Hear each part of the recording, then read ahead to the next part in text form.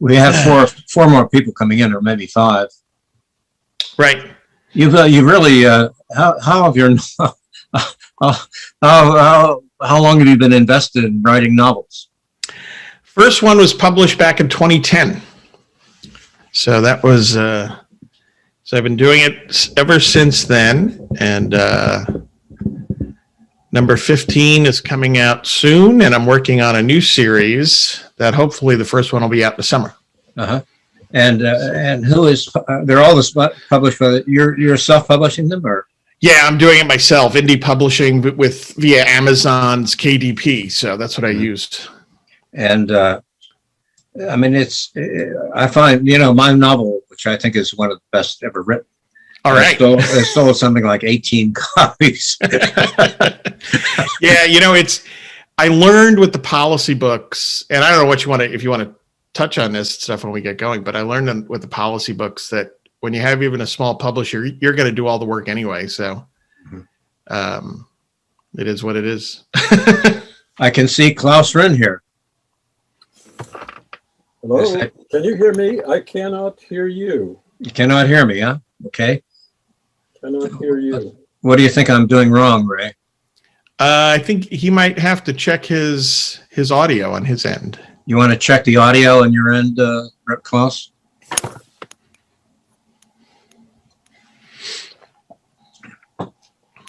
Testing 1, 2, 3, 4. Can you hear me? Cannot hear me.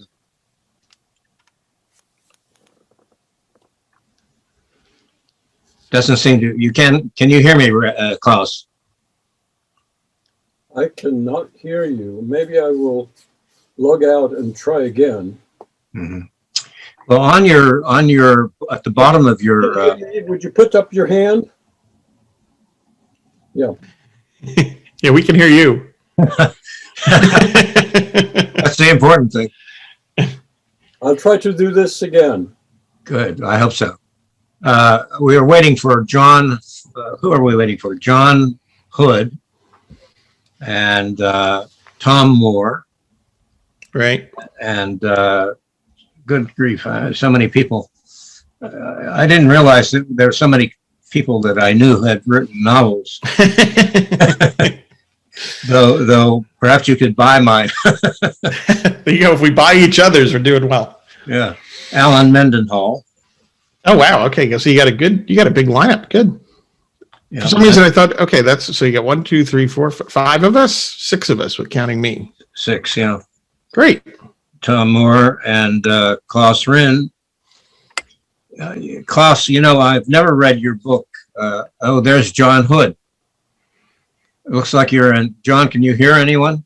I can hear you just fine. How are you? Hey, it looks like, is that what is that, a painting in the back there of Jesus? Yeah, that's the School of Athens, Raphael's School of Athens. Uh-huh.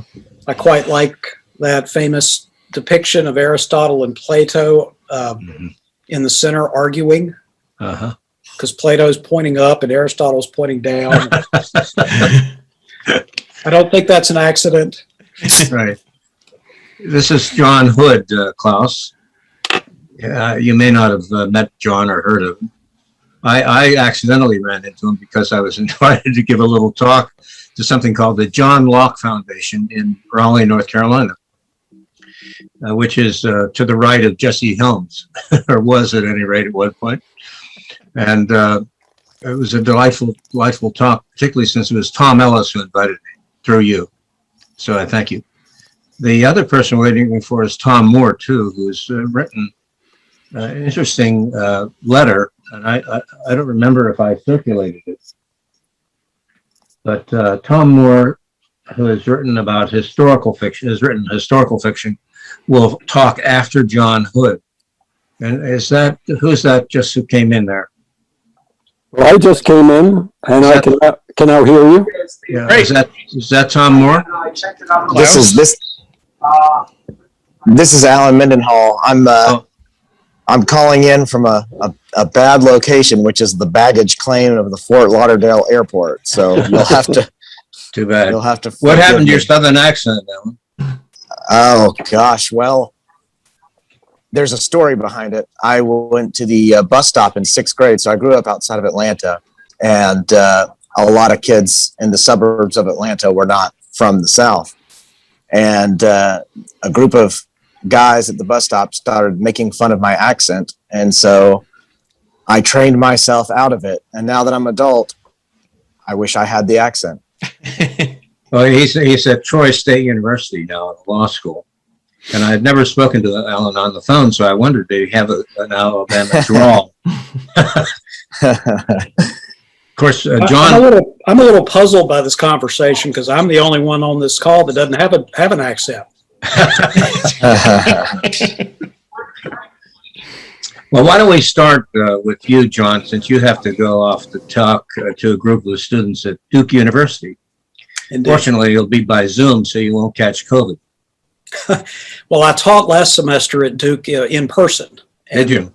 Partly because so many other professors were not, and the students really were hungry for some personal contact, and so I didn't have any problem getting students in my class. Uh-huh.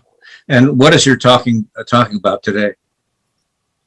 Well, I think the class I'm going to be talking about today is actually an ethics class, and we're talking about political difference and the origins of political difference, and how to not necessarily, you can't eliminate political difference.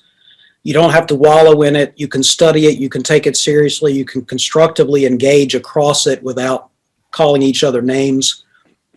This is a surprising message to some Duke students. Isn't that sad? They are vaguely aware of their political differences, though mostly this is sort of a Menshevik versus Bolshevik sort of understanding that they have. I'm sort of kidding, but my courses, which I teach on conservatism for the graduate students in the public policy school, I don't think until this year I ever had a conservative student. There just aren't very many in the public policy discipline, at least at Duke. But what they actually do appreciate is this idea that political difference is not the product of stupidity, ignorance, or villainy. That there are other explanations besides the fact that people who disagree with you are stupid, ignorant, or this is an earth-shattering conclusion. Well, I think we're all gathered. We have Tom Moore. We have John Hood, who's just been giving us a little chat.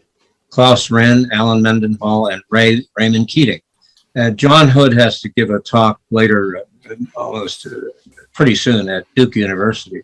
So I've asked John to talk about his historical fiction, which he refers to as fantasy.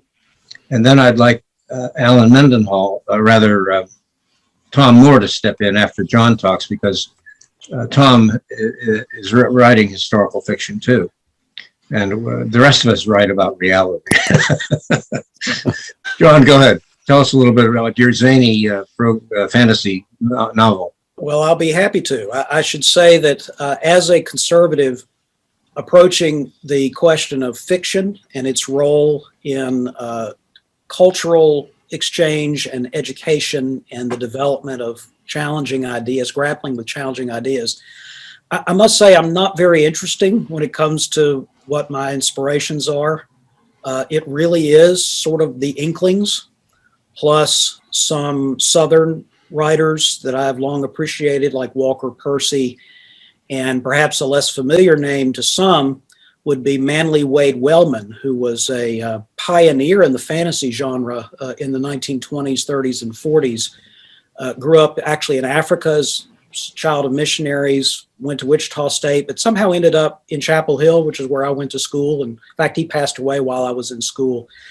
He famously wrote about folklore. He had compelling short stories and then novels that were developed out of Appalachian lore, particularly both Scotch-Irish roots and English roots, and actually Cherokee and Creek roots.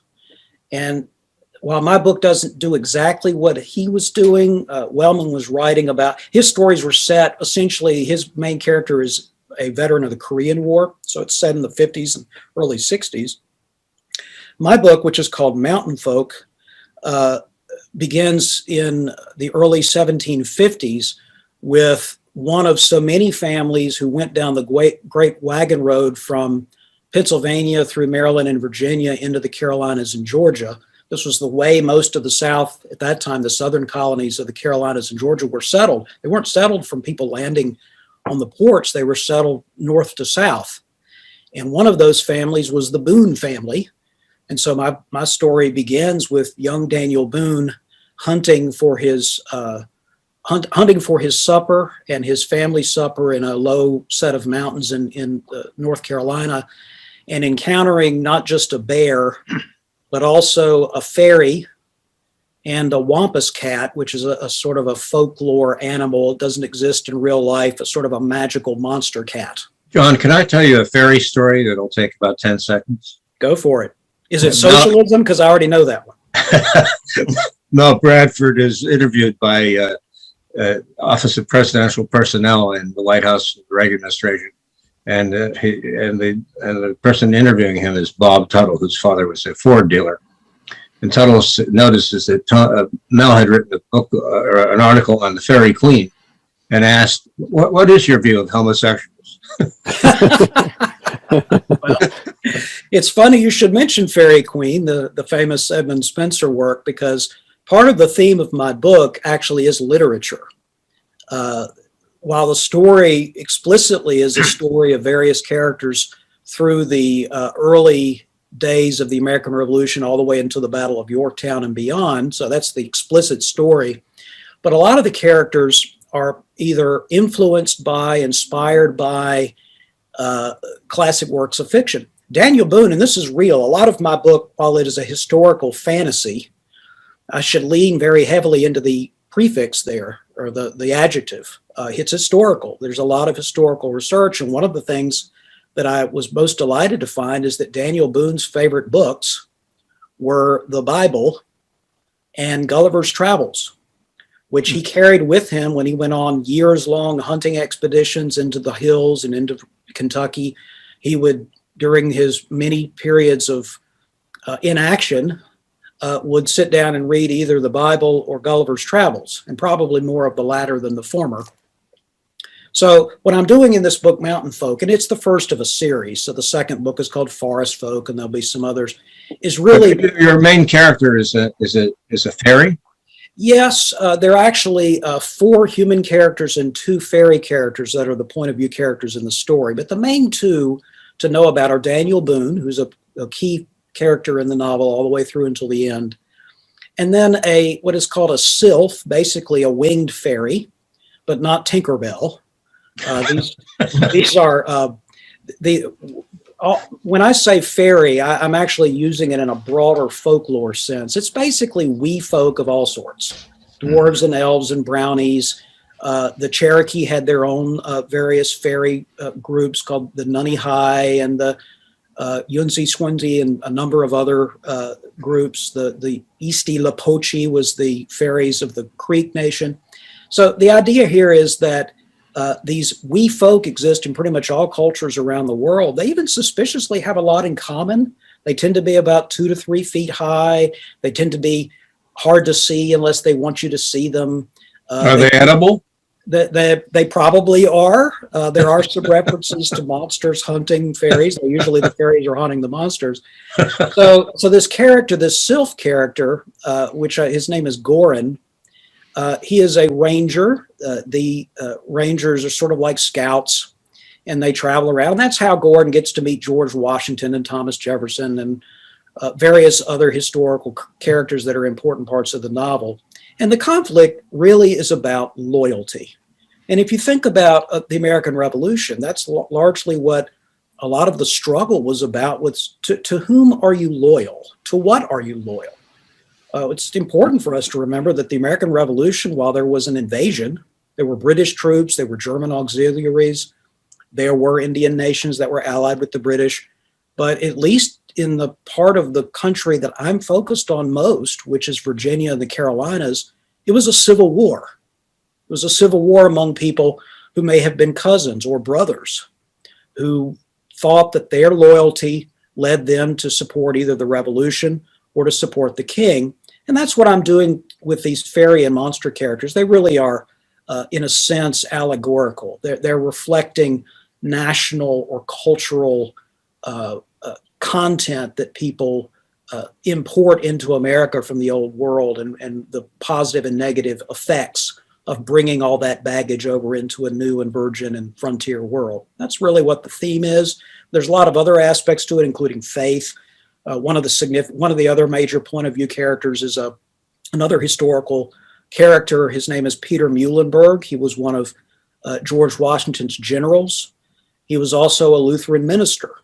And there is a famous bit of American folklore involving him. It's been enshrined in paintings and statues and all sorts of things, where he's giving his final sermon to his congregation in the Shenandoah Valley of Virginia.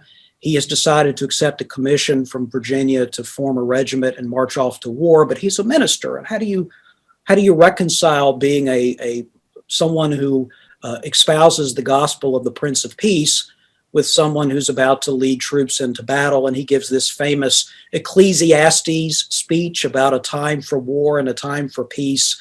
And for now, the time is for war. And he throws off his ministerial robes and he's got his uniform.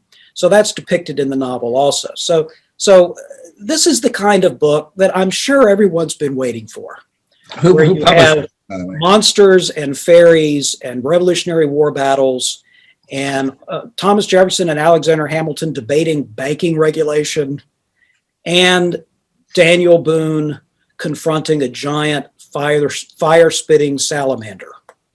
And who was your publisher? Who was your publisher, John? The publisher is Defiance Press, which is in Texas. And they specialize in books that have conservative and libertarian. Yeah, I went to the website of Defiance, and they had an interesting, apparently they go to an event which is well attended by people who buy books and the like. How did you find them?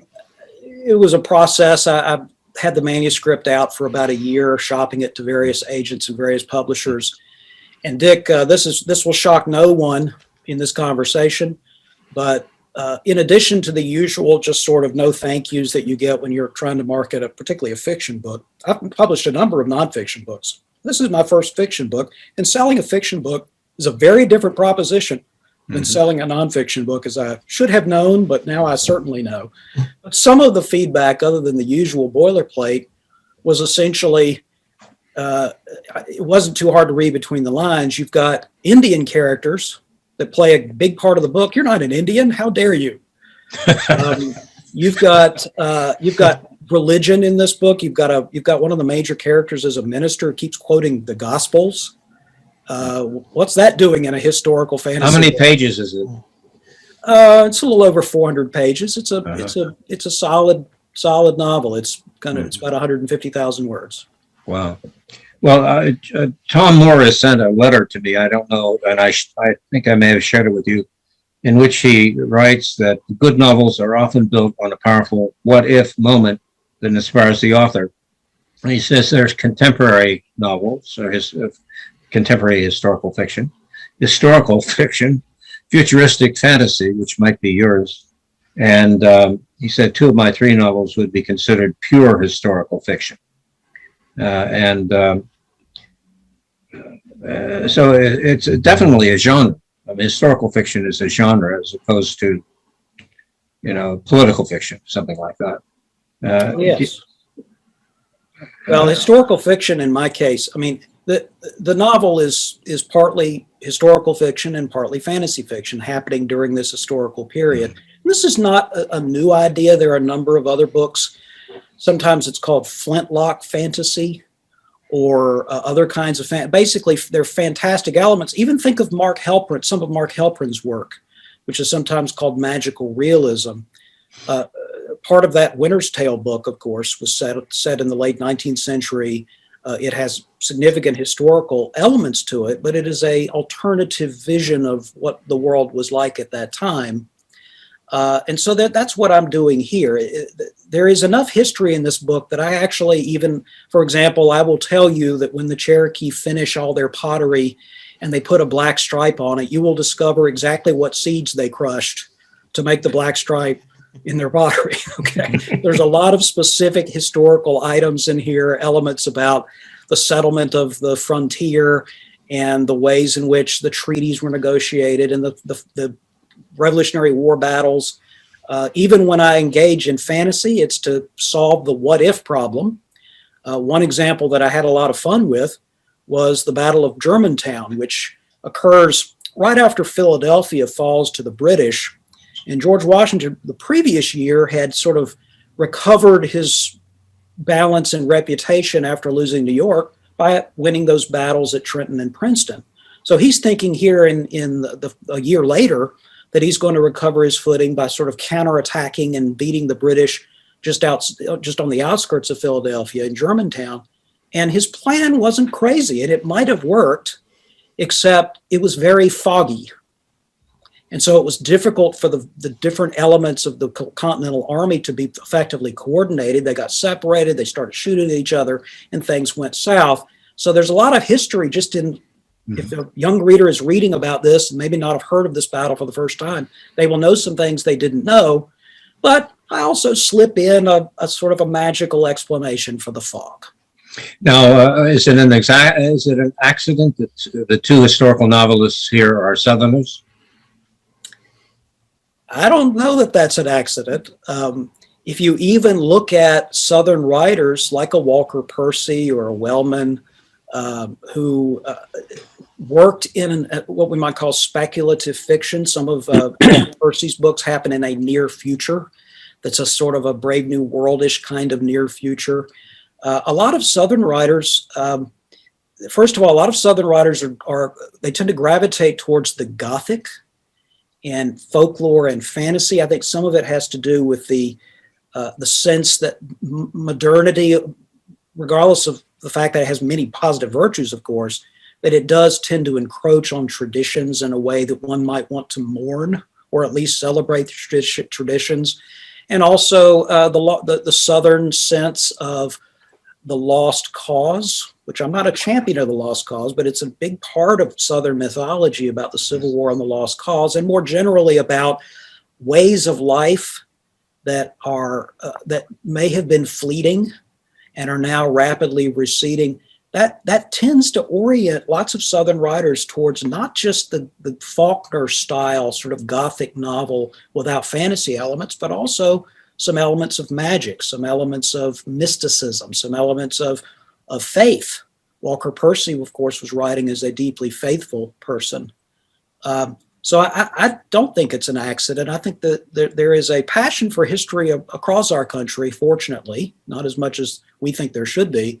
But I think you will particularly find a fascination with the sort of dark corners of history where maybe something will jump out at you. I think you find that in the South as much as anywhere else. Well, I went to a segregated high school in the South, Miami, Florida, and went to Boys State, where most of the kids were really Southerners who expected the South to rise again. So I've heard that phrase a lot, though I've never appreciated it because I'm from Pittsburgh, Pennsylvania. Tom, why don't you tell us about your novel in light of historical fiction, too? I think your question about Southerners having a particular interest in historical fiction is a perceptive one. We live very close to our history. You can't drive 20 miles in any Southern state without encountering an historical marker. Every place name has some tale, some event, some historical moment associated with it. I'm a South Carolinian. In our state, more battles and skirmishes were fought during the Revolution than in any other state. In fact, Lord Cornwallis himself credited two battles that were fought on our soil with really having changed the tide of the Revolution against the British. The Battle of Cowpens and the Battle of King's Mountain. So our history is very close to us here. William Faulkner said, to the Southerner, the past isn't dead. It isn't even past. So we live in close proximity to it, and it's very much a part of our consciousness just in everyday, daily waking life. Furthermore, we Southerners are the only Americans, at least until recently, who were defeated occupied and despoiled in a war. And so we know a little more about what it means to be defeated and occupied. America hasn't really won a war since, I guess, the World War II, but America wasn't occupied, say, by the North Koreans or... Not yet. Not yet. That's right. So our history is very close to us, and we're close to it. It's very much a part of our makeup. I'm interested in historical fiction, not so much, though, for the purpose of teaching history. My interest is in taking a dramatic historical event and engrafting my fictional scenario onto that event to draw the drama into the fiction from the underlying historical story. At least two of my books have done that. This is really my flagship book. I hope you can see that. This is called A Fatal Mercy, The Man Who Lost the Civil War. And that subtitle almost immediately captures attention.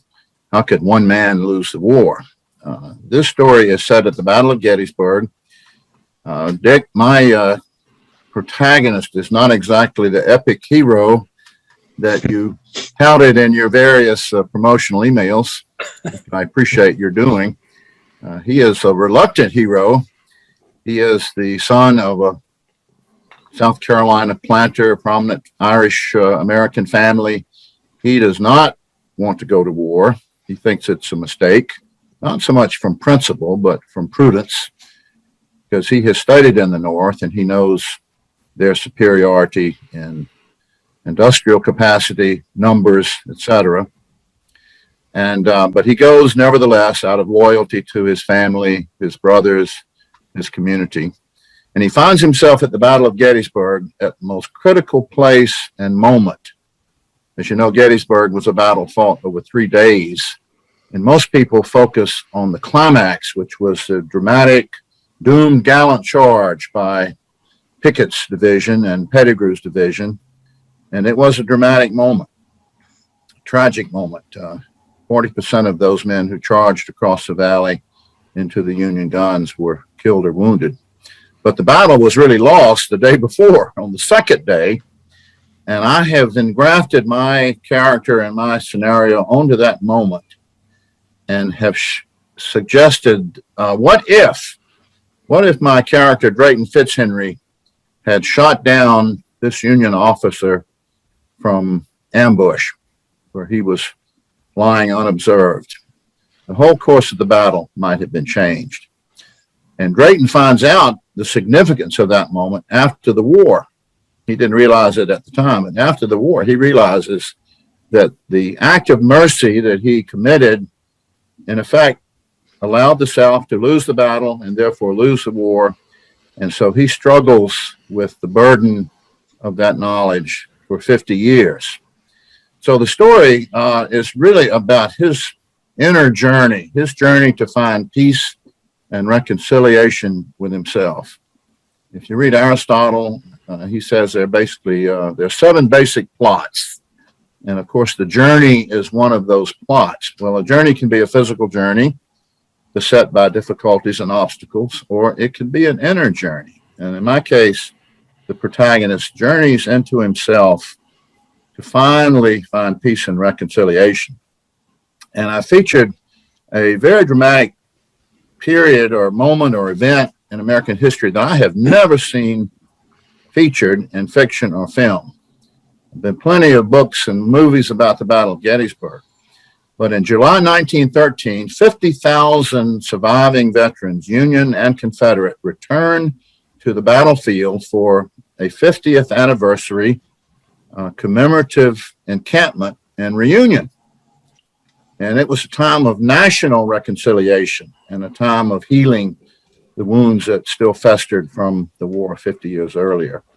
And so Drayton goes back to this event somewhat reluctantly and confronts his past, and he is finally able to relieve himself of the burden of guilt So in many ways, there is a theme of God's providence working through history. Drayton realizes that he wasn't just a single actor, but that he was part of a play set by the director of all things. You know, I commend to your attention a documentary that I haven't been able to find recently, but I did see that showed the plan for retreat that Robert E. Lee set up before going into the Battle of Gettysburg. It was a magnificent. It saved the army until they went to Appomattox, of course. But the man was a genius, and he was the one who lost the war, really. Well, yes, but if other circumstances had occurred, his plans would have carried the day. There was a great debate after Gettysburg. In fact, those champions of Lee who wanted to defend Lee from any charges of having blundered. Lee himself was remarkable as a military leader in that he did not try to shift the blame onto his subordinates. He said, "It's all my fault." And he took the blame himself, being the noble character that he was, and he even offered to resign. Confederate President Jefferson Davis refused to accept his resignation. But it was a very close run thing at Gettysburg. It was a battle of margins of a few yards and a few minutes, and it could have gone the other way. John Hood said he is not a champion of the lost cause. I am. I think it's regrettable, and I think we have arrived today at the most perilous time in our history. If the country had broken up and gone two different ways, perhaps we would not now be laboring under a neo-communist regime whose horrors have only begun to manifest themselves. So I feel some degree of resentment toward my own character. I wish he had taken that shot from ambush, and then Longstreet's men would have captured Little Round Top. They would have completely outflanked the Union Army, cut off its means of retreat. The battle would have been a victory for the Confederacy, and no doubt then the Confederacy could have dictated terms of peace and its own independence. So it's odd for a writer to feel a certain resentment toward his own hero, but I do. By the way, I live not far from Hollywood Cemetery in Richmond. In Richmond, yes. And if you go there, you'll see a magnificent monument to Jefferson Davis standing alone in an area where there's no other tombstones. Well, I'm sure it's only a matter of time until the politically correct masters of the universe bulldoze Hollywood Cemetery. They're taking down every other Confederate monument. And Southerners have warned that after us comes a deluge. It's just a matter of time before Washington and Jefferson and even Lincoln will be obliterated because the modern politically correct, woke, progressive doesn't want us to know our history. My purpose really, again, was not to teach a history lesson, but to create a situation that was unique for my character, a unique moral and personal dilemma which he had to resolve. And that's really what good fiction should do, whether it's historical or otherwise. It should put the reader in the place of a character who is facing a challenge, a dilemma, a threat, and observe and experience the characters surmounting the threat and the transformation that occurs in the literary character then imparts itself somewhat to the reader. Tom, do you know that Hollywood Cemetery is a for-profit corporation? That I did not know. And you can buy a plot there if you wish. Yeah. By the way, it's this is a total digression. Forgive me, my colleagues on the program. This is the first time I had seen Dick Besurgeon in about 30 years. I'm only seeing him electronically, but Dick's wife Terry and I were colleagues way back in the Reagan administration, and I knew them well then. And so It's good to see you again. I commend you heartily for organizing this. I think that we conservatives, and I hardly even call myself a conservative anymore. We haven't succeeded in conserving anything much, but we have always focused on winning elections, while the left was focused in the Antonio Gramsci style and winning the culture. And while we were winning a few elections here and there that never changed anything, they were capturing the culture. So I think what the vision you have articulated is vital if we are to survive as a civilization, Western Christian civilization. We have got to engage in the culture, and that means literature, it means film, it means poetry, all the cultural artifacts that we have neglected for the last 50 or 60 years. We've got to go back now and begin to do our part in the culture war. And I've been doing this for about 25 years. I have 2 other books. This was my first, The Hunt for Confederate Gold. And this is, I would say, lightly historical. It deals with the reappearance of the lost Confederate treasure. Now, we don't know that there was such a treasure, but the rumors have persisted for years. And every little locality in the South has its pet legend, its favorite legend, that the gold ended up here and it's buried in grandmama's cherry orchard. So I built a story around that. What if the Confederate treasure were to reappear and be discovered by my contemporary protagonist and then become an object of contention between contending forces? So that book was my first published. It actually did quite well. It sold out its run. And this was my second, called No Villains, No Heroes. This in some ways is my favorite. It's a small little book, but it's based on a real event. Anybody who's lived in Virginia, Ray, you've been writing about the Shenandoah Mountains, or the Shenandoah Valley. You may be familiar with the famous Hillsborough Massacre in 1912. A gun battle erupted inside the courtroom in Carroll County, Virginia. Hillsborough is the county seat where the courthouse is located. And it became the biggest news story of the moment until the Titanic went down a month later. The greatest manhunt in American history. And I had built a story around that. And it's a sort of cautionary tale about the true nature of justice, injustice, the abuse of judicial power, and the importance of keeping your temper if you're going to go armed into a courtroom, which was astonishingly permissible at the time. I'd like to come back to you, if we may, Tom, because Tom got a master's in literature in Ireland and has written a historical, not a historical novel, but a history of Ireland, as I recall. And it's very interesting. I'd like to come back to that, but I want to call our attention to Klaus Wren, who wrote a book in 2011, I believe, titled The New Jacobinism, America as a Revolutionary State. And that's the one book that I actually identified with Klaus, though I knew of him years previous when he was chairman of the Department of Politics at Catholic University. It struck me, and I haven't read The New Jacobinism, Klaus, but I gather you were attacking the neocons in this one. Yeah, that was a misfortune. I was one of the first to start criticizing them, and that's not the sort of thing you should do if you care about career advancement.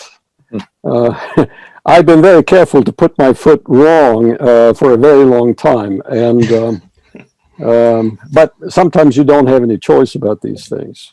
A somewhat longer version of that book is America the Virtuous, that came out in 2003. But I suppose we're supposed to be talking primarily about novels. Before I say something about that, I just wanted to mention to John Hood that my wife and I have three daughters, and one of them, the youngest, met her husband at Duke, and between them they have 4 degrees from Duke. So I'm intimately familiar with your environment, intellectual and otherwise, down there. By the way, Klaus, your book has accolades from President Nixon, Russell Kirk, Clyde Wilson, Patrick Buchanan, Herb London, and Peter Stanless. How'd you get on? Now you're back to my prosaic writing again. Yes, that's correct. And I'm really impressed by President Nixon endorsing your work. Well, we became friends. He took an interest in my writing, and we met quite a few times. I could take an hour or two to tell you some of the stories, but I don't think that that's what we're here to do. Well, let me just say that I'd like to hear about Klaus's novel, though we've had a disagreement of sorts, private one, haven't we, Klaus? Because I've sort of billed all this as a bunch of conservatives writing novels on behalf of the national interest. And you have written a novel that is, I must say, probably the history of the West, the philosophy of the history of the West in one book, some 500 pages. Well, you're referring to a disagreement, and I'm not sure how serious a disagreement it is. What I'm somewhat uneasy with is thinking of authors of novels as being conservative novelists. Now, it may be that each of us here have conservative leanings, but I don't think that somebody who writes a novel is really an advocate. I mean, if you start becoming an advocate, if you step up on your soapbox, then you're likely to create cardboard characters. You're going to write something like an Ayn Rand novel. You're putting ideas into the mouths of your protagonists, and you become preachy. I think that undermines a novel. As for my own, I've been puzzling over why I wrote it, and I wrote it over many years, and it's too big. That's a comment about, among other things, about the state of literary publishing. If you're trying to find a publisher for a novel, these days you have to have an agent. And finding an agent, I'm telling you what you all already know, finding an agent is very difficult. And what you positively must not do is what I did, that is putting my foot wrong again, is write a very, very lengthy novel as your first novel. I mean, that's several strikes against you. I went for Dostoevsky length without intending it, 670 pages or something like this. And that meant that I would have great difficulty. But in any case, I think that when you write a novel, you don't really know what's going to happen. You have some sort of scheme in mind. You have some intuition about where you're headed. But I think if you're a serious writer, you don't know quite what's going to happen, because these characters take on a personality of their own, and unanticipated things happen. You're in control in the sense of the novel, but you don't know quite the ending. You may have a rough intuition about it. Now, my novel is called A Desperate Man. Looks like this. And it is set in contemporary America, but a contemporary America that has deteriorated beyond the deterioration we can all observe in this moment. And I might mention to you that while I was writing this over many years, the novel just kept pulling me back, but I had many other things that were pressing on me. So over the years, I would put in things to signal to the reader that although this is America, it's America having further deteriorated. And so I would take examples of the sorts of things that would have happened to undermine American civilization, only to discover that that happened in the real world. So I had to sort of up the ante the whole time in order to further make the point that things are really in a terrible condition. So in any case, there's a dystopian dimension to the novel. It's about the main protagonist is a professor type who is well respected in his discipline, and a wife.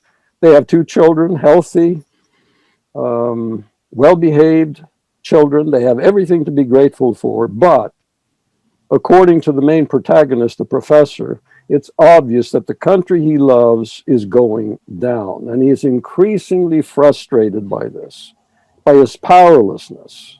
And he hears people griping about how bad things are, and are we ever going to be able to come back from this? And an idea that a set of ideas that I have been working on as a scholar has always been to rethink the meaning of the subject of morality. I have this idea that the Western world, and so-called conservatism in particular, has been entirely too bound by a sort of principles-based morality. The standard of morality is separate from our historical existence. It's something ideal, something out there in splendid isolation from a messy world. And for me, it's always seemed that genuine morality is what makes it possible for us to act in the world, to make the best of it. So this protagonist, and it's not a self-portrait, except in some respects, this person wonders what to do in a situation where civilization seems to be falling apart. And this becomes gut-wrenching, and then he seizes on a completely unexpected opportunity to act in concert with other people. And I won't reveal what the story is in case anybody is interested in it. But the question then becomes, did I write this because I wanted to dwell on the fact that America is going down and how terrible things are? No, I was more interested in what happens to decently civilized human beings when circumstances are spinning out of control, specifically their control. How do they respond in circumstances like this? One possibility is that you go cultivate your own garden. You do whatever you can to make life a little more pleasant in your corner of the world, or you take some sort of action. But how likely is it that given the rule-oriented, principle-oriented morality that we've all grown up on, you're going to be able to act in ways that have a chance of success? So that's a sort of overarching moral problem that informs the model of the novel. Now, I'm told that this is a page turner, a thriller. It was not written to be a thriller. It is, I don't know how to label it even today. I think it's moral psychological drama. People struggling with circumstances that are really, in the end, gut-wrenching. And the choices that have to be made are extremely difficult, not least morally speaking. And I won't reveal how it all ends, but I think it's a kind of commentary on where we are. I was not trying, I repeat, not trying to convey in novelistic terms something that I've been agitating for in my classes. I was not trying to propound or push a particular view of things, but needless to say, and this gets back to the slight disagreement we had, if indeed it is a slight disagreement, that as a novelist, you're doing something different from the scholar or the historian. The historian has to try to get it right, although he can become a novelist, in which case he can, as it were, use historical conditions for his purposes. That's a completely different genre. But needless to say, when Thomas More, for example, is writing something on history, his understanding of what it was like has everything to do with how he writes the novel. I mean, he doesn't want to invent parts of a story that fly in the face of what's historically known.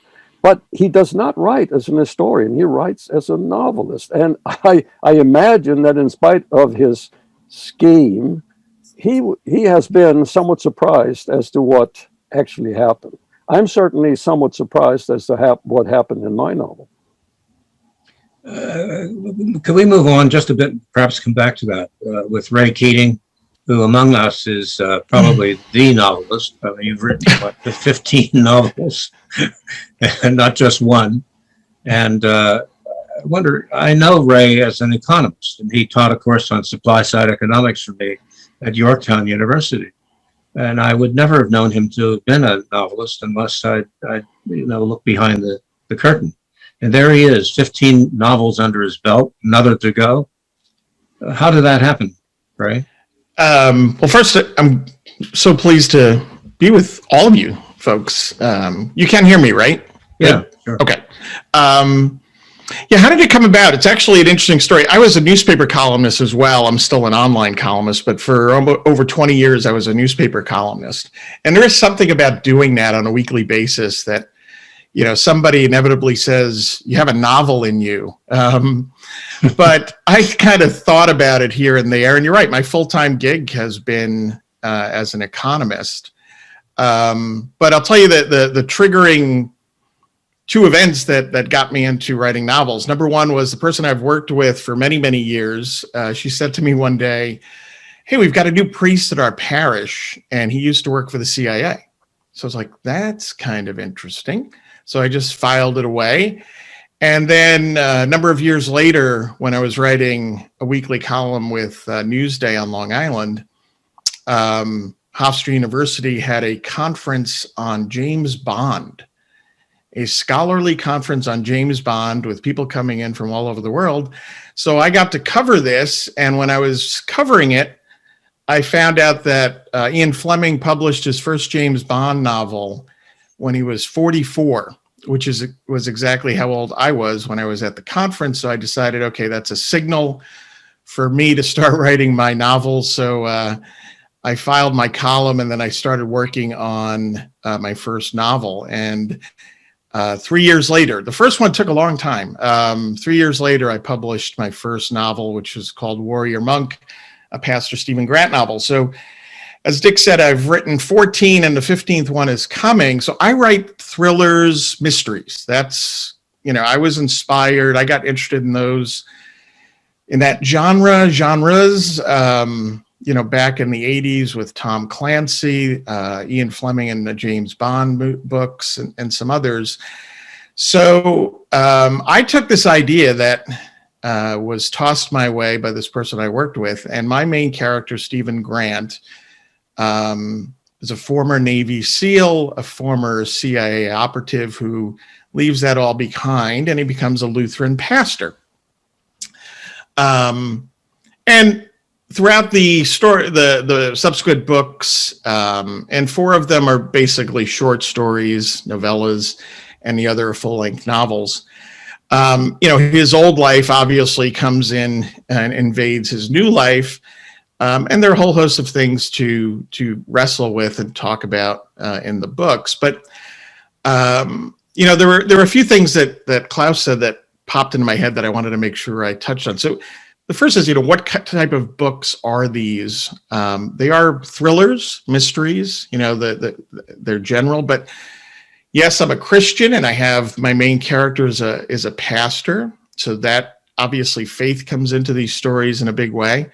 A whole host of political issues come in terms of, espionage and international affairs and terrorism and church-state issues and just divisions within Christianity and issues there. So, but I always it's very easy to fall into the Ayn Rand problem, and I would agree with that. And it's also very easy when you talk about, Christian fiction, which I try to run away from that label as much as I possibly can, because things I think are very cardboardy in that genre. I know there are exceptions certainly, but the characters tend to be very cardboardy.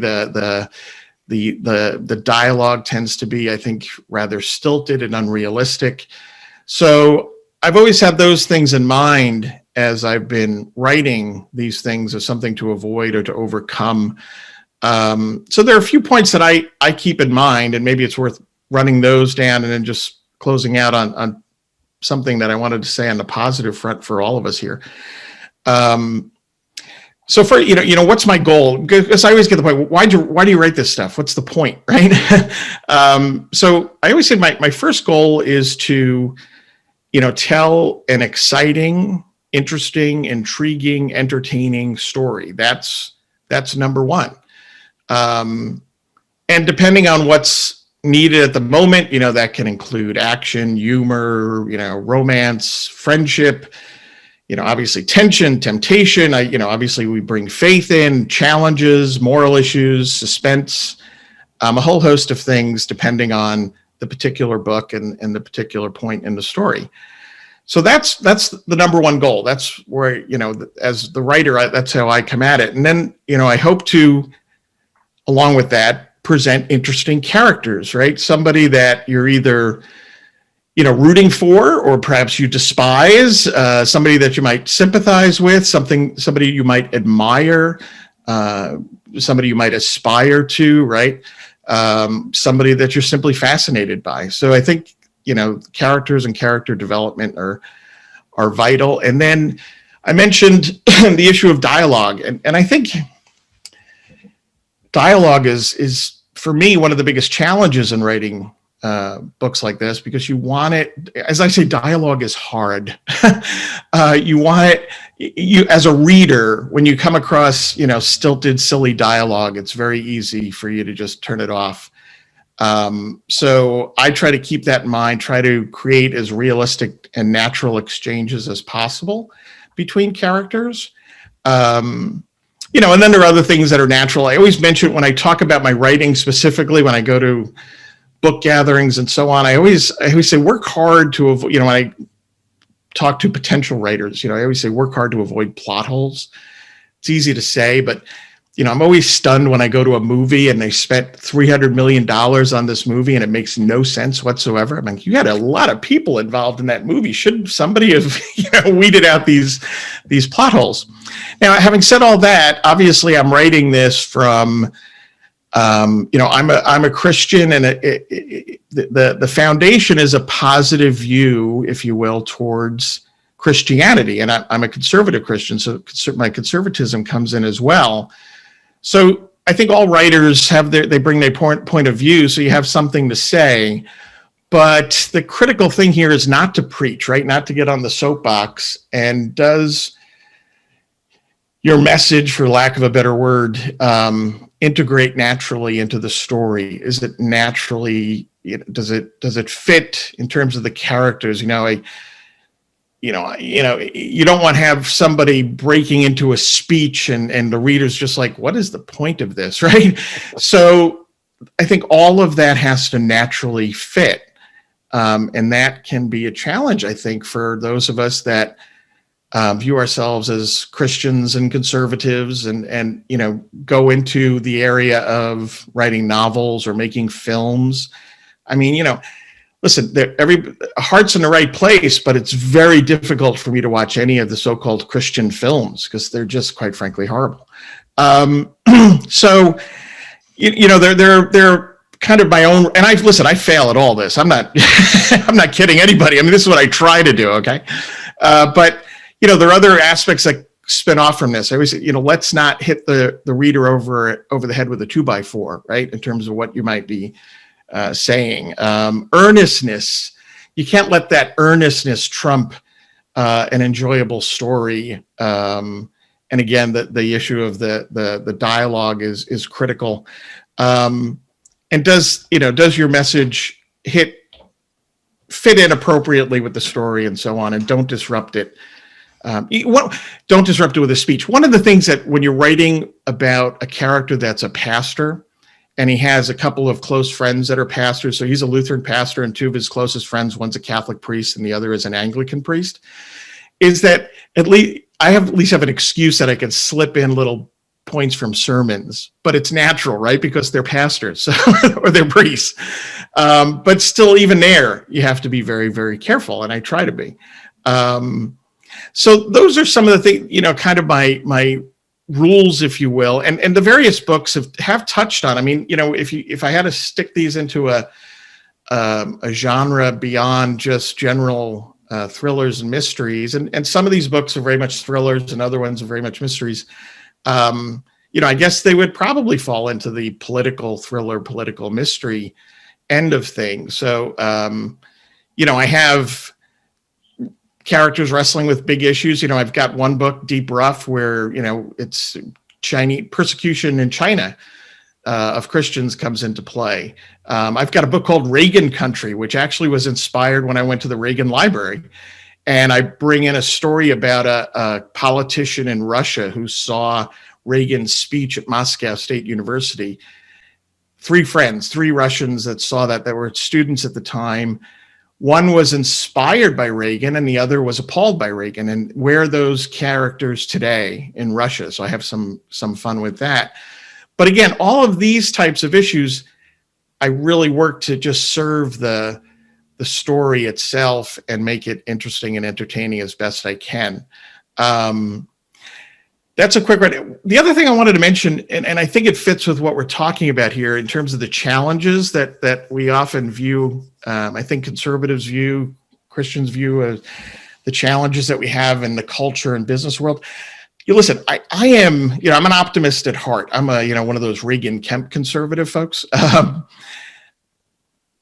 I've written nonfiction books and I've worked with small publishers, and I understand the small publisher problem, right? They promise you the world and then they don't do anything. Maybe you'll get a press release out of them. And if you sell some books, it's based on net revenue, something or other. And occasionally you'll get a check that comes up and it's like, oh, look at that. It's $1.75, right? That's very exciting. So I understand that firsthand. And I think it's an exciting time because of what technology has allowed us to do. I mean, I do my books through indie publishing and I use Amazon, but listen, I know that I'm going to do the marketing anyway. And I understand writers. See, my background as an economist, as a business person, I mean, I taught MBA students for 10 years. So I love this stuff. I like the marketing thing. But I know most writers despise it. They hate it. So, but if you can, I always tell writers, potential writers, especially conservative Christian folks, that if you can get by that and understand that, marketing your book, for example, is part of that creative process, I think it's an exciting time to be a writer at this point, and a writer from our perspective, if you will. Right. Let's come back to marketing. Okay. All right. But anyway, my world is the thriller mystery stuff. And my basic point is that has always been that, listen, the story comes first and then everything else kind of follows. Right. Alan Mendenhall is here too. Alan and I met vicariously, I guess, because he wrote a book about a friend of mine, Bill Corrington, who was a novelist and a scriptwriter recruited by Roger Coram, I've forgotten his name now, to do Potboilers, and did very well at that. And then he went into TV serials for Procter & Gamble. But he was when he was studying law at Tulane, walking through the stacks, he came across a book by Eric Vogelin, and went home and said, by God, he's done it. And so it was this connection between Vogelin and I that Corrington and I became friends. And as a result, I began to realize how much money you can make in film and novels if you do it right. And Alan, of course, is on top of all that. Maybe you can tell us about your novel too, Alan. Sure, I'd be happy to. I apologize. Everyone else has such a professional background, and I'm sitting here next to a baggage claim. And I picked the farthest corner of the baggage claim to sit so that the TSA agents wouldn't come and make me put a mask on. So far I'm okay. But my novel is not coming out until 2022. It's coming out with Livingston Press, which is an imprint of the University of West Alabama Press. Of course, I live in Alabama. I am associate dean of a business school at Troy University. I have a PhD in English. So, you know, if you had told me 10 years ago that I would end up being an administrator in a business school, I never would have believed it. But life takes some funny turns. My book is narrated by a character named Cephas, and that's sort of a mix of Hank Williams Jr., Bocephus, and Kephas, the Greek for the Apostle Peter's name for a stone. But he is an English professor looking back on childhood events that occurred in the 1970s in the fictional town of Andalusia in the fictional Magnolia County. And the idea for the novel came to me when I was in law school. I read a case involving philosophical issues in a criminal law class, and it always stuck with me. And I didn't want to go back and actually read the case because I was afraid it might sort of color my writing in a bad way. But the case involved a statutory rape law that was on the books, and of course that's sort of a strict liability, so to speak, in that historically the elements to a crime involve, to be convicted, you have to have mens rea, actus rea, causation, and damages. Well, under a statutory rape law, there's no mens rea requirement. So whether you are morally blameworthy is irrelevant. The only thing that matters is whether you, in fact, did it. So it's all an evidentiary basis for conviction. And there was a case involving somebody that was around 18, and the other, I guess the victim of the statutory rape was under 18, but the 18-year-old was mentally disabled. And so the question arose at trial, and I apologize for the disembodied voices talking about unintended luggage coming in right now, but the defendant was prosecuted and convicted, even though he was mentally disabled and unable to form a requisite intent. And that struck me as being sort of a controversial enough case and a strange enough case to write about. And my story is sort of like, To Kill a Mockingbird, where the trial is not what the whole book is all about, but it informs everything else that occurs in the book. And I would certainly say this is a good old-fashioned Southern Gothic novel with sort of a legal bent to it. Very interesting. And how many pages will it be?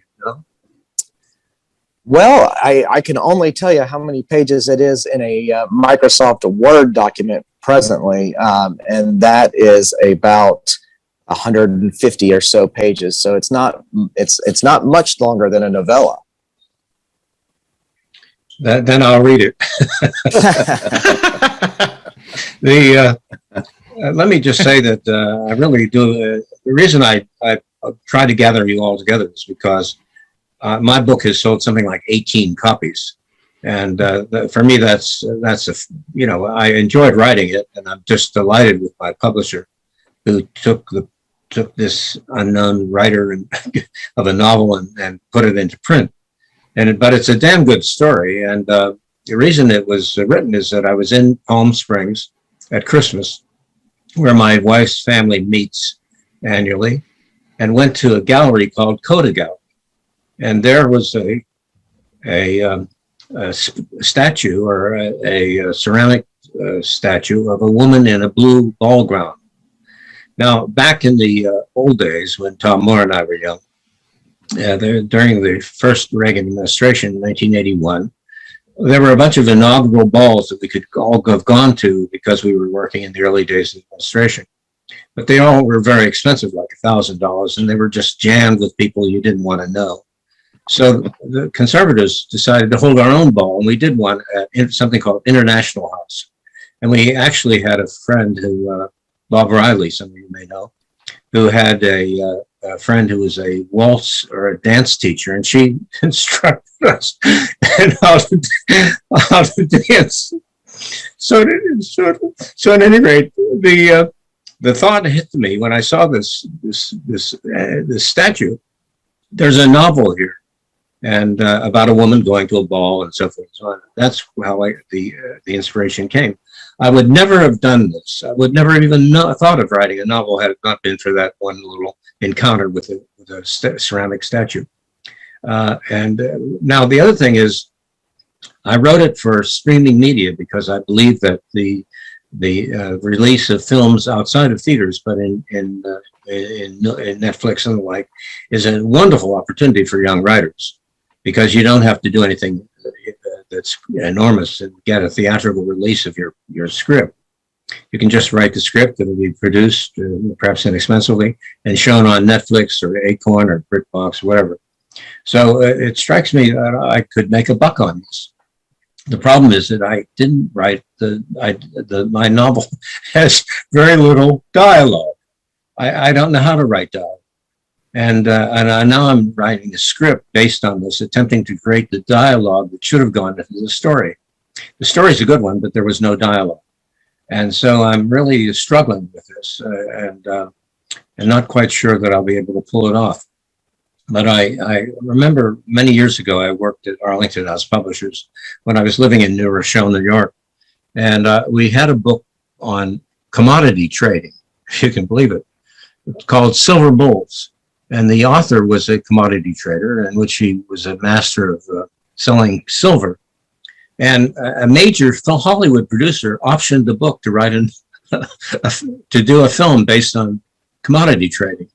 And I thought, well, this may save Arlington House. Well, as I now realize, you can't make a buck on it. And so I don't think I will, but I'm going to struggle hard to realize the ambition that I would write a novel in order to make a buck. And that was the sole motivation for doing it. I'm sorry for revealing this crass motivation. Profit motive is not a crass thing. Everybody wants readers, and readers have to buy the book. Well, actually, if we could get a Hollywood producer to read it, produce the film, that's all we need, one guy. Well, good luck.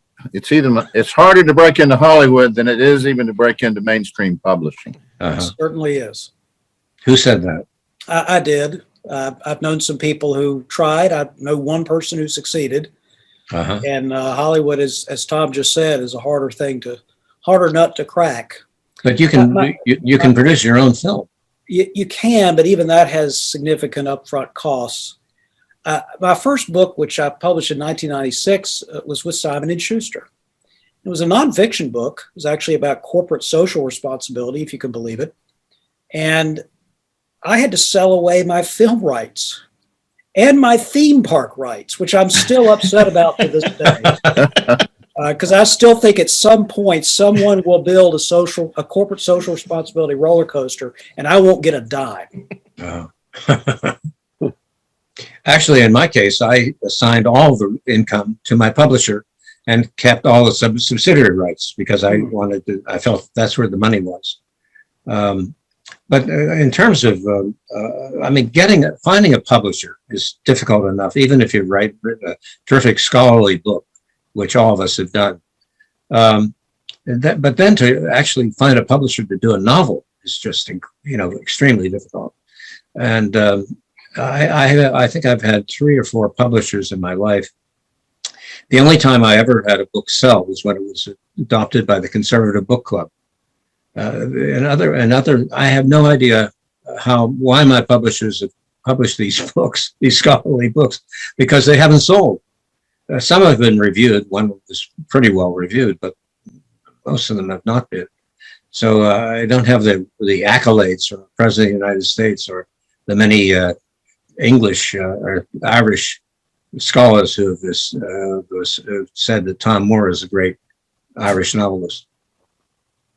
Publishing is a very strange industry. And I think technology, listen, I was a newspaper columnist, so I know what the deal is when technology changes or destroys an industry, but publishing is in the middle of this right now. And, if you can get your book to one of the big guys, right, that's fantastic. I mean, when I wrote the first novel, Warrior Monk, I decided that I would pitch it to X number of well-known publishing houses, right? And then once I got those rejections, which I did, then the question was, do I try to go with a small publisher or do I do this, indie publishing path? And, I chose the indie publishing path and, if we want to get into that later, but, is it am I breaking the bank? And no. Am I contributing to the family budget? Yeah. And it's nice to have the control over everything. But my point again that I said before is that if you go with a small publisher, as you know, they're not going to do a heck of a lot. It's really up to you. And if it's up to you, well then, when you can set your own price on, setting up your book and you can get a few bucks a book rather than if it's a small publisher, why don't they print or publish smaller numbers of books and market them properly? Well, if you've got an economic problem, if you don't have a large enough press run, then the cost per unit is too high. I mean, once you get the press, if you're going to go into print, you might as well print several thousand copies at a time. Or at least that used to be the economics. Now, point of, what's it called? Print on demand. Yeah, print on demand.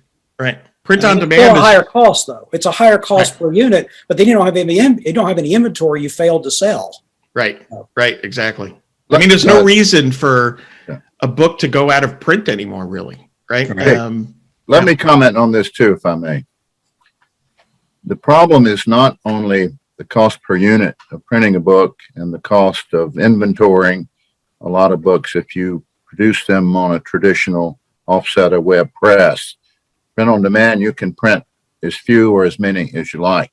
The problem with the small publisher or the indie publisher is distribution. The big publishing houses, of which there are now 5, thanks to consolidation of publishing, have a monopoly over distributing books into the retail bookstores. And there are still a lot of retail bookstores out there, even though Amazon has become the dominant force in book publishing. But if you are a small publisher, you don't have access to Ingram or Baker and Taylor, which are the 2 big distributors. And so you can't get your book into the retail bookstores. And if it's not in the retail bookstores, then as Ray says quite correctly, you have to undertake your own marketing. And you're also right, Ray, most of us don't like to do it. I don't mind doing it. I'm just so poor at it that I just trust to luck, which is not a particularly good plan. Someone once said, hope is not a plan. Well, neither is luck. But I sort of know who I'm writing for, and I know how to find my audience, and my books are doing reasonably well. Some of these old ones are still selling, but distribution is where we really run into a brick wall, because only the large publishing houses have access to the major wholesaler distributors to the retailers. Dick, I would like to bring up a special problem that conservative authors face. And it has something to do with what Thomas More was speaking about previously. And by the way, I agreed with almost every word that he said about the reason we're in the kind of trouble we are. It's because our culture is rotten, and the American conservatives, so-called, never understood the importance of the culture.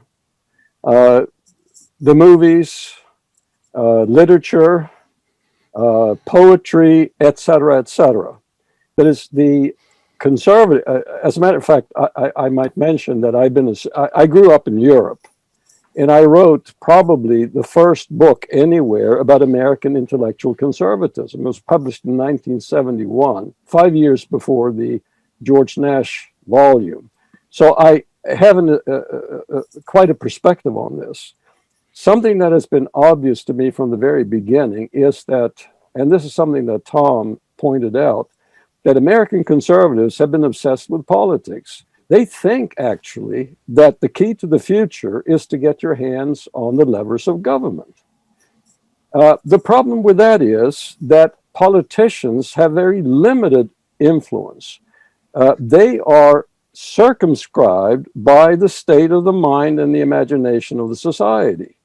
And how can you take the temperature of that restrictive environment? Well, you look at the universities, you look at the media, you look at Hollywood. Then you know what you're up against. That's the real power for the long run. Now, what I'm getting around to is this, that it's not a coincidence that we who are generally conservative have a difficulty getting an audience. It's not merely that the publishers are not very receptive to the kinds of things we might write. It's also that there isn't a deep interest among the so-called conservatives.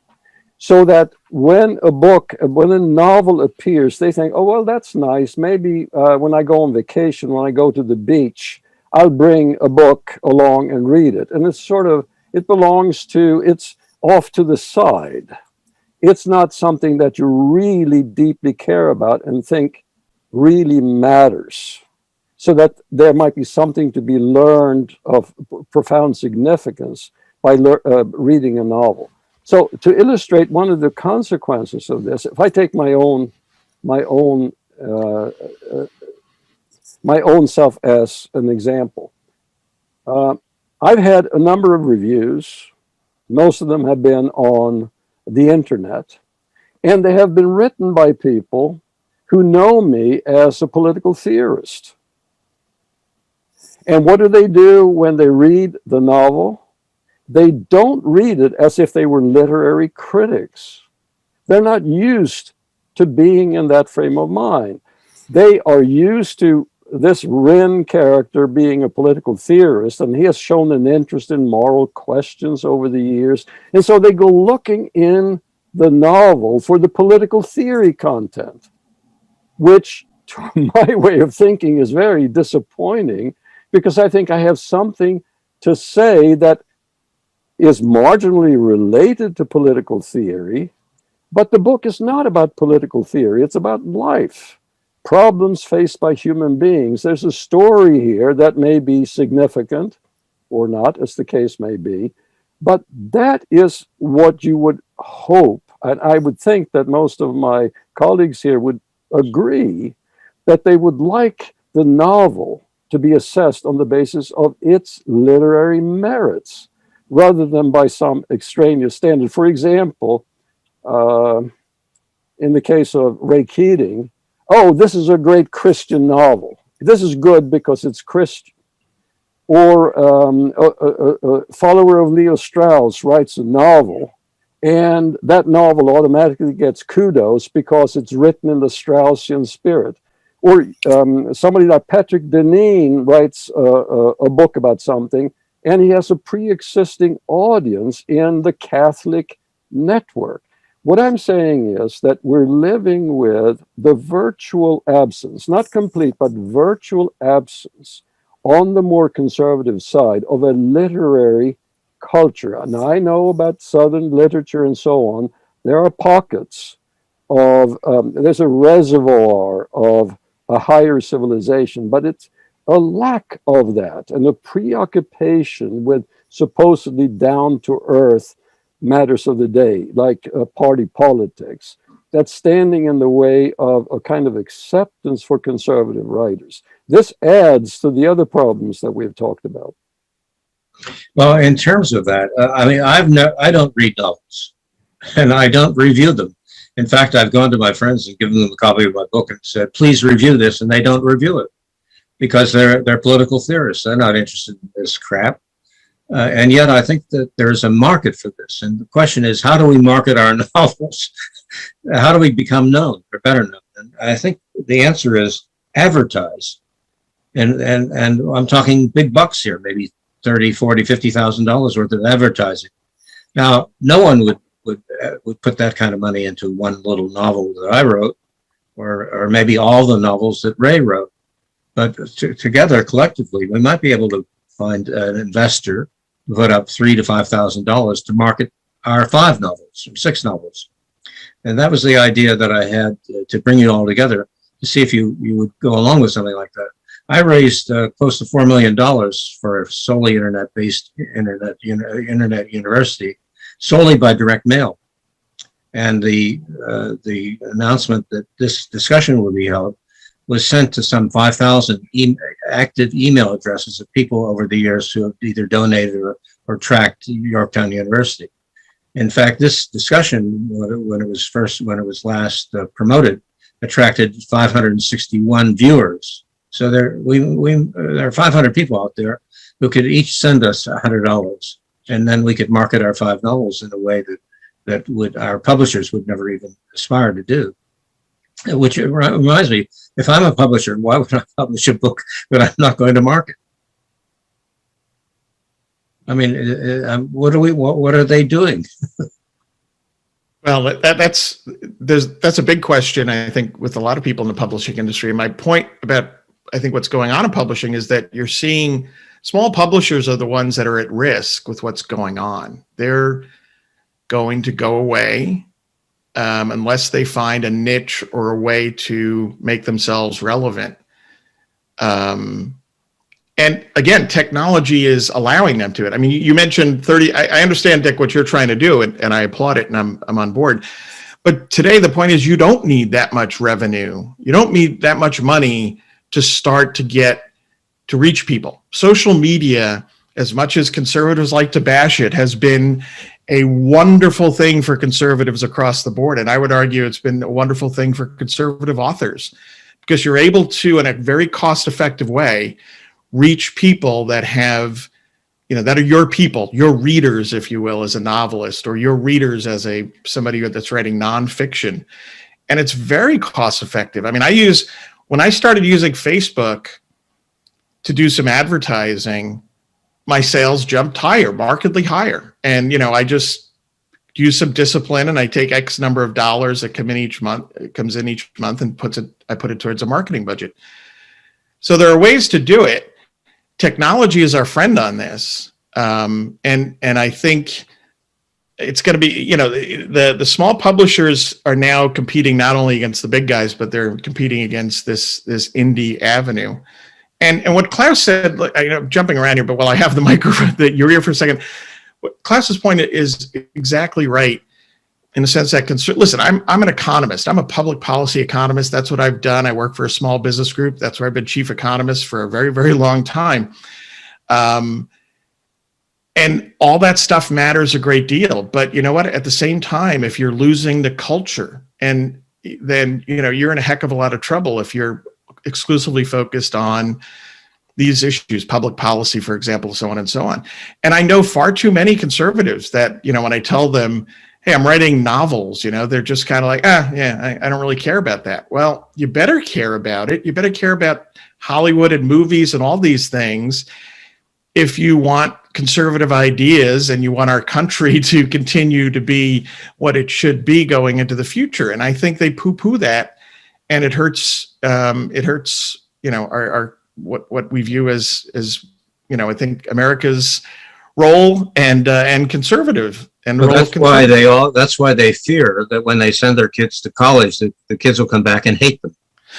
Of course, I get that. And listen, we've had that debate for a very long time. And my argument has been recently, it's time for us all to get back to what we do, right? All of a sudden, everybody, listen, there's a downside and an upside to all these technological advancements, and I acknowledge that.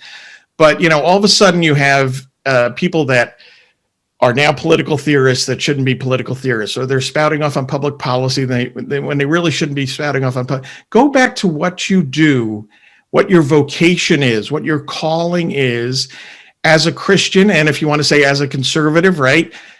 And do the work that you need to do there, and it'll make a difference, guess what, to the culture and the country in the long run in a way that'll far surpass you sitting on Facebook spouting off your views, right?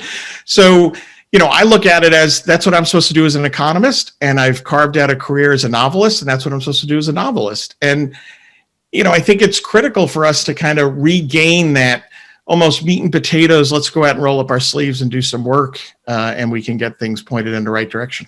If I may, because I have to depart here in just a moment, Dick, let me just say two things about this. Actually, one of my best-selling nonfiction books was a book about advertising, the history of advertising, the economics of advertising, the ethics of advertising, which does not make me an advertising expert. but I am an aficionado of it. And I will say I entirely agree with Ray. In most ways, if conservatives will follow up on the opportunities, the current environment is the best opportunity we've had in my lifetime to market conservative themed fiction. It was hard in the past, but just think about it this way.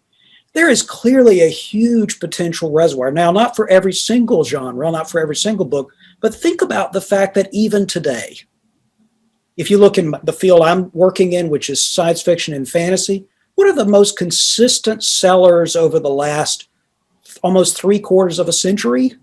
It's the Narnia books and the Lord of the Rings, Yep. both written by conservatives with obvious conservative and religious themes. Also think about Animal Farm in 1984, which still sell and are still assigned in classes every single day.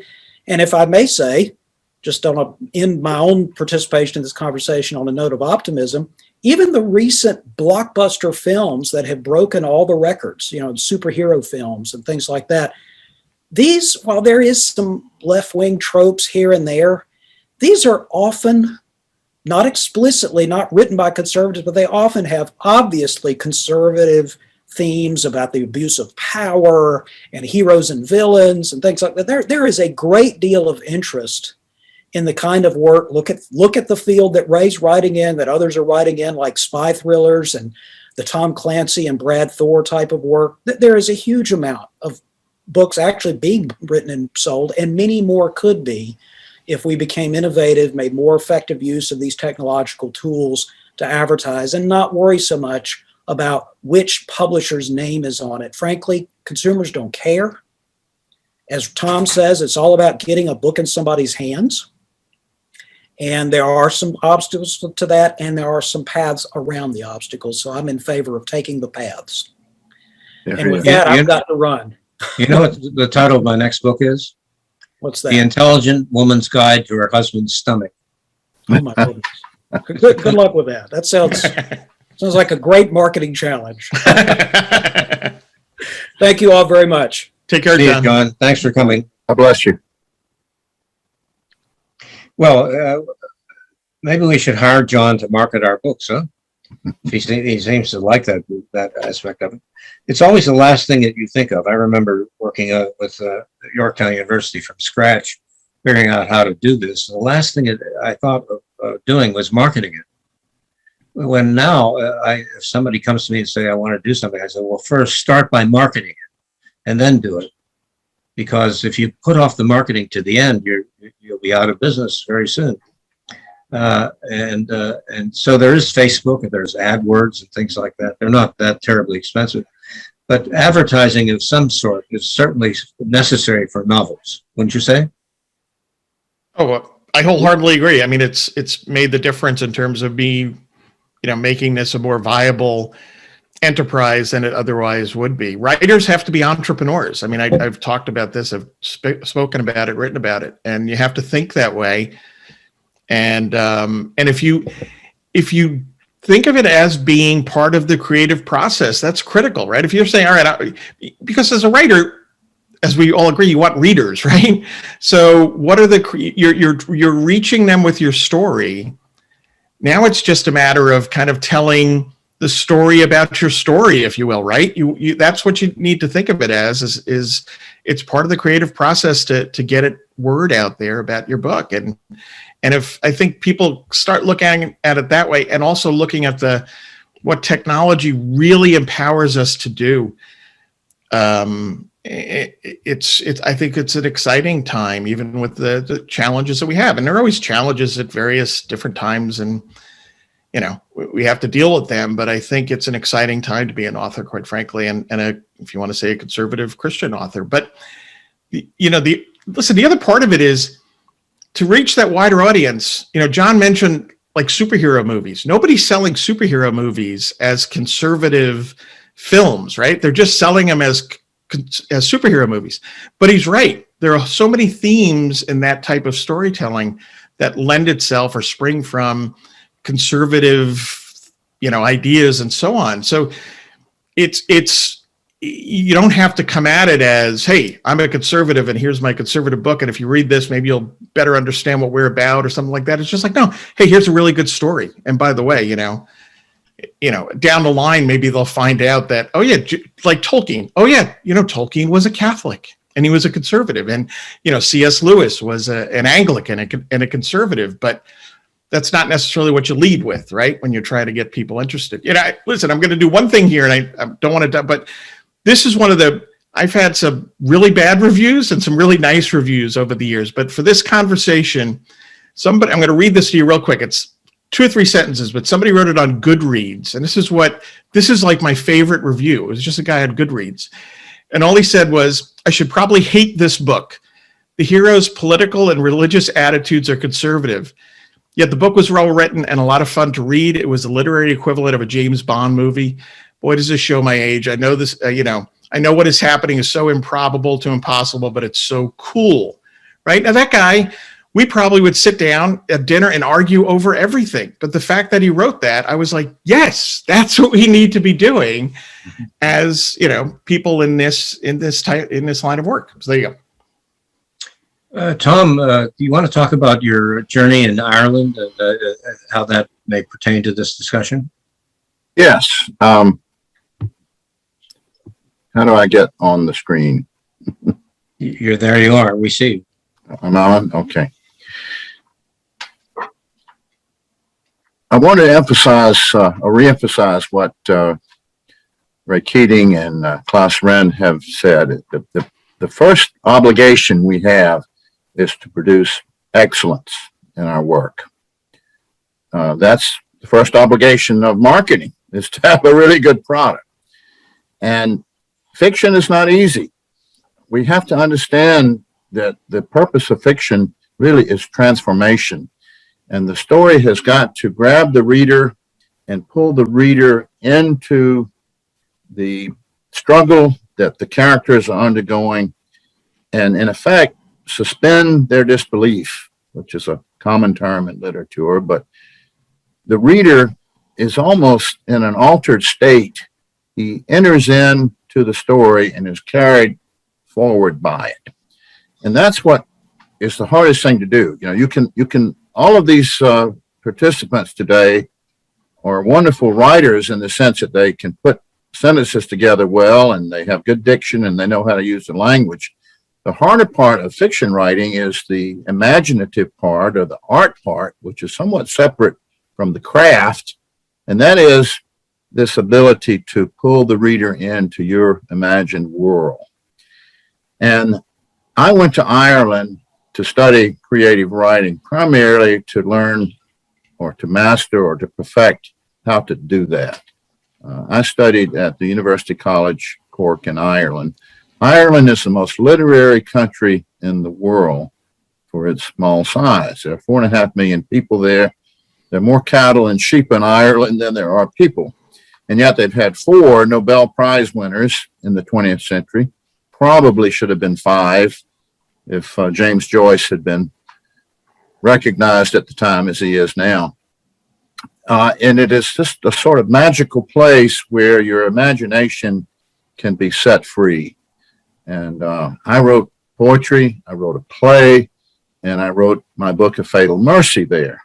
And it was a place, it was a case where the environment contributed to the heightened imagination, which allowed me to master this ability to pull the reader in to my imagined world. Now, of course, my imagined world is not fantasy. It was really what happened. But to create my fictional scenario on top of the historical base was a challenge. And people have told me they absolutely, it's a big book. It does ask a lot of a reader, but they told me once they get into it, they simply, they can't put it down, as the cliche has it. They care about the characters. They are drawn into the conflict. They are drawn into this moral and intellectual and spiritual dilemma that the main character has, that he has to bear this burden of the knowledge of what he did. It's a love story. It's an unloved story. It's a horse story. Many people have told me the favorite character in the book is the horse, which is an Irish thoroughbred.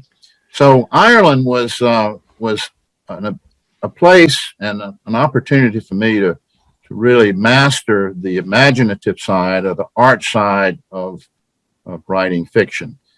And that's hard to do. It really only comes with practice. A lot of us are good with the language, but if we can't pull the reader into our world and make the reader immerse himself in what's happening to our characters, it's not going to succeed as it ought as fiction.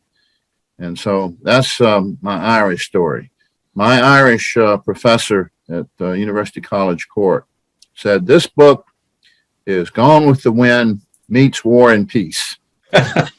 That's how well she thought of it, because it was authoritative historically, but it was moving and emotional as fiction.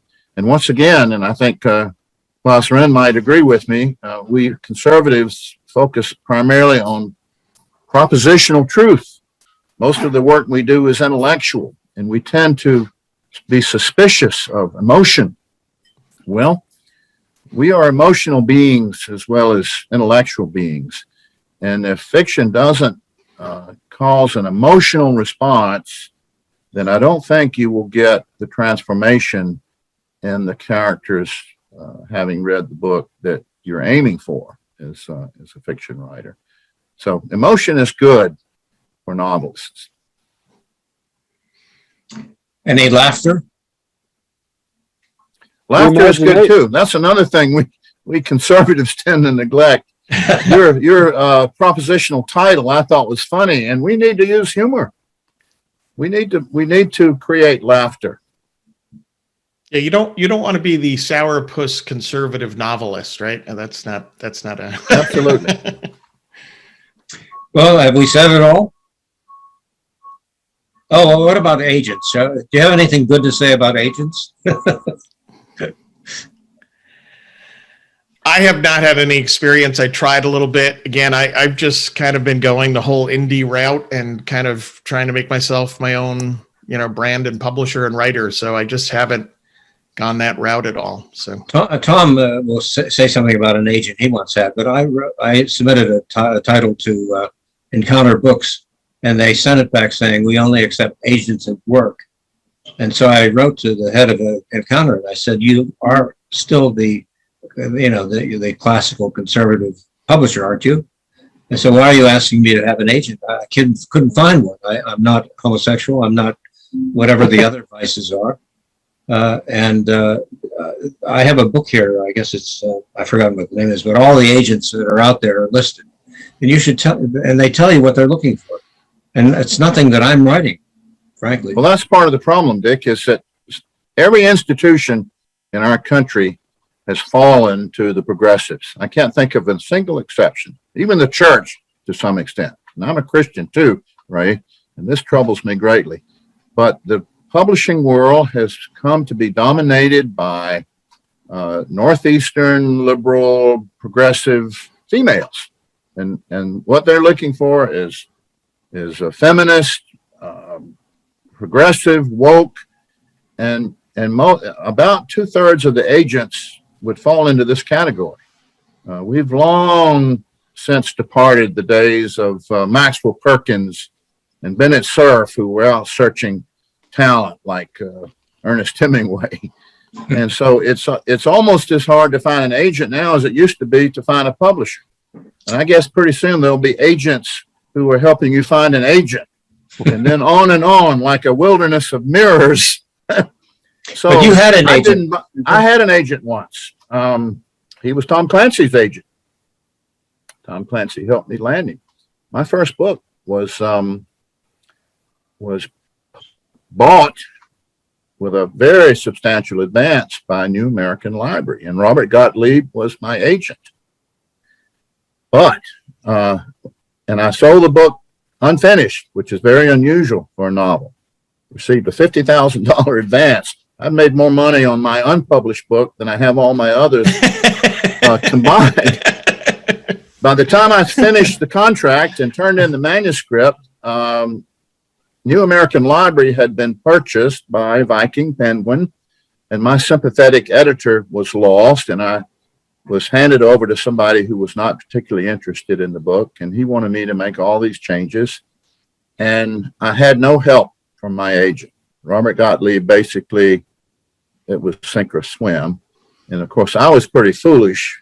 I should have agreed if the editor had wanted me to put wings on my protagonist and fly him to the moon, I should have agreed, but I didn't. I had this silly idea of artistic integrity, which I still cling to. So it was good to have an agent. Got the book published, sold, but not published, but I had very little help beyond that.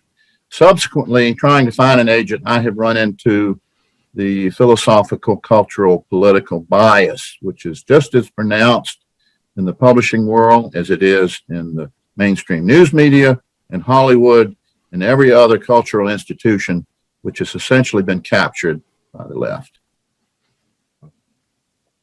Yeah, I would just add that I have no doubt, well, in terms, I agree with your assessment of institutions and progressives capturing them, and I assume it's the case with agents, but I also see technology. If you start thinking about what an agent does, I don't think their profession, quite frankly, is going to be all that relevant as time passes.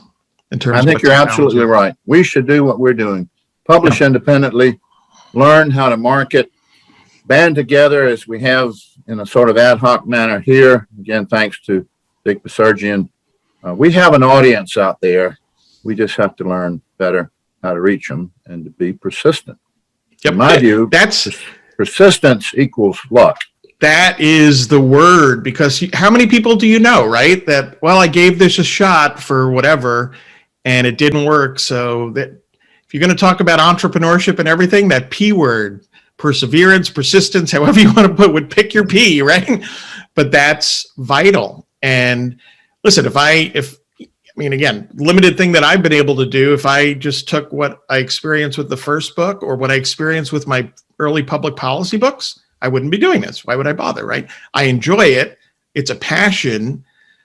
But if you want to turn it into something in terms of a business or, contributing to the family income, you gotta keep at it. That's critical.